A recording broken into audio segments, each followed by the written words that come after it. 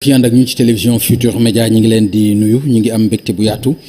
dellu si ak yéen ci seen émission Faram Facce ni ñu koy defee àllarba bu jot ñu dikk ak yéen ci émission boo xam ni dañ leen koy fàttali rek ndax c'est important j'espère bien fàttali leen li ko tax a jóg mooy waxtaanee tolluwaayu réew mi nag boo ko waxee di nga wax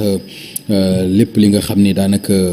réew mi ànd na ak moom loolu moo yëkkati télévision Futurs Médias di ànd ak yéen àllarba bu jot en direct ci télé bi ci émission bi nga xam ne moom mooy Faram Facce ñu am mbégte nag gannaaw bi ñu leen nuyoo dellu si ci ak yéen tey ñu am ci gan benn soxna la Maimouna Bousso lay wuyoo jiite mouvement bi nga xam ni mooy force citoyenne waaye itam bokk ci coalition bi nga xam ni moom mooy Yewwi Askan Wi moom la ñuy dalal mbokk yi tey ci seen émission Faram Facce ak télévision Futurs Médias soxna Maimouna Bousso maa ngi lay nuyu. asalaamaaleykum wa rahmatullah Papa Ngagne maa ngi lay fay di nuyu askanu Sénégal yëpp ñi ne fii ci réew mi ak ñi ne ci diaspora bi di am kontaante ñëw fii ci kër gi di nuyu itam waa kër gi yëpp. jërëjëf Maimouna xam naa ni émission bi mu ñu ko bañ a démarrer ak li nga xam ni mooy actualité te li ci gën a am solo di jàpp bi nga xam ni jàpp nañ ko suñu naataango bi nga xam ni mooy Pape Alé Niang ci woolu goo xam ni woolu nañ ko ci yoon moom Pape Alé mu nekk loo xam ni nag lu metti la ci corporation bi nga xam ni ci la bokk rawatina ci ñun ñi nga xam ni dafa nekk suñu génération te jàpp naa ni itam gënul ci li nga xam ni mooy démocratie ndax ku ne xam na ni président de la république wax na fu bari ne fii ci réew mi duñu fi jàpp taskatu xibaar te loolu itam def na ci ay jéego kon yaakaar naa ni rafetul ñu dem ba nga xam ni li des ci mandaam bareetul ñuy jël acte yu mel nii di ko teg ci taskatu xibaar mais rawatina ci ki ñu ko teg parce que ki ñu ko teg aussi dañ ko xam bokk ak moom génération xam pas-pasam xam yéeneem aussi ci Sénégal dëgg la am na ay position mais position yi xëy na digitalisation bi ak numérique bi moo ko yokk mais ku xam Pape Alé di nga xam ni en 2012 taxawaay bu mel nii la amoon te loolu itam président Macky Sall mën na ko seede ñi nga xam ne ñoo doon ànd ak moom mën na ko seede kon tey bu ñu egsee ba tey nii mu am position yu mel nii ñoom ñu am nu ñu ko gisee loolu itam dafay xaw a safaanu ak li nga xam ne mooy démocratie loolu nag du ñu def lu dul ñaan ki nga xam ni mooy président de la république wax ak moom itam mu xam ni fi mu teg loxoom ak fi mu teg tànkam war na ko mën a teggi parce que nekkul loo xam ni dafay taaral république nekkul loo xam ni dafay taaral démocratie rawatina ndaw boo xam ni taxawaayam ñëpp xam nañ ko moom Pape Alé man témoignage bi may def ci moom du sax ci liggéeyam mais dañu ànd màkk waaw vraiment dañu ànd màkk ñu nekk fa ci ay moment yoo xam ni ma gis taxawaayam gis bëgg-bëggam ci diine Pape Alé tout le temps mi ngi ci kaaba gi mi ngi ci xabru yonent bi alors nekk koo xam ni man loolu laa mën a wax ci seede loo xam ni teg naa ci sama bët kon bu fekkente ni lii dal na ci moom metti na nag waaw du ñu wax ni fi mu nekk du cëram parce que kaso jomb ko man mi jomb ma ña fa nekk itam moom gënu leen man gënuma leen waaye wax fa dëgg yàlla fa mu nekk fii ci biti moom moo gën a nekk place am ko fi mu nekk donc loolu mënuñu ko woon bañ a wax di sàkku ci rek ci ñi nga xam ne ñoom ñooy kilifa yi ñu delloo si seen xel te xam ne ak lu mën a xew am na loo xam ne waruñu fa mën a egg rawatina ci jamono ji nga xam ne dañ fi toll ñëpp war a ubbeeku ñëpp war a yaatal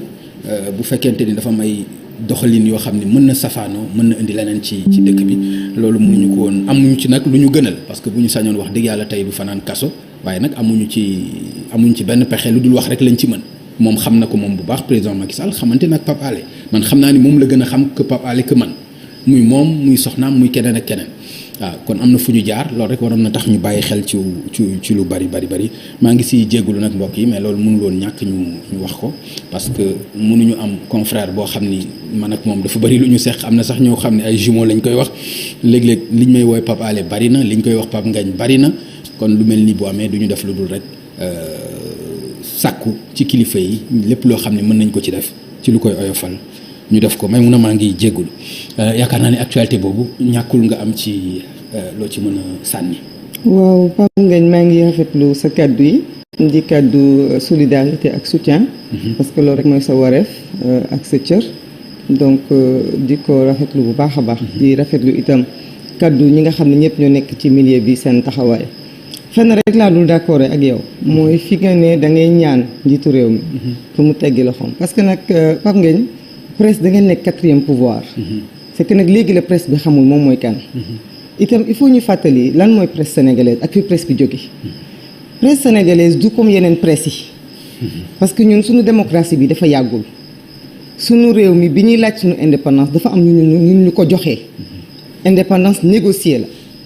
la. France jël ko teg ko ci loxo ay nit ñoo xam ne dafa leen ko dénk pour ñu xool. ñooñu ne fi di tere daanaka askan wi ñu jouir de leurs droits. politique bi ñuy def nii tey sax amutoon. presse ci jamono yooyu la presse juddu. presse sénégalaise ni mu juddoo.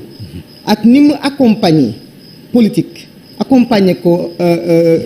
pouvoir public yi. ba tey jii fu mu taxaw nii moo tax presse sénégalaise du beneen presse. parce que du ay nit rek ñoo xam dañoo def journalisme bëgg liberté d'expression non non ay nit la ñoo xamante ne dañoo xeex pour que démocratie am dañu bokk ci ñu contribuer ci tey ma am sañ-sañu toog fii créer suma mouvement ni ci opposition bi mu nekk nag force boo xamante ne ak pouvoir boo xamante ne mënuñu taxaw di ñaan président Macky Sall mu respecter pouvoir boobu parce que pouvoir boobu moo ko jiitu moom pouvoir boobu moo tax sax moom mu ñëw wax nga ko léegi ci ay kaddu ma rafetlu ko mooy ne Pape Alé démba da ko gunge woon ba mu nekkee ci yoon wu metti wii tey opposition bi nekk Pape Alé continuer même yoon wi kon Pape Alé wàccul yoonam moom kay moo wàcc yoonam moom mi nga xam ni démb dafa jàppoon ni Pape Alé patriote la Pape Alé indépendant la Pape Alé esprit fort la tey ñu ne Pape Alé dérange li tax du ma mën a man ñàkk a bañ a ànd ci xeex bi mooy man bi ma lay njëkk a gis di la ràññee loolu itam dama la koy saluer di la ko reconnaître mooy dama tase ak yow ñu jàppoon Mamadou Mout Bane ci anam yu mel nii rek nga ñëw taxawu ko say moroom taxawu ko ma ñëwaat fii ci sa télé bii sa émission bii doon défendre Yérim Seck moom itamit booba mu ngi ci loxo yoon donc président Macky Sall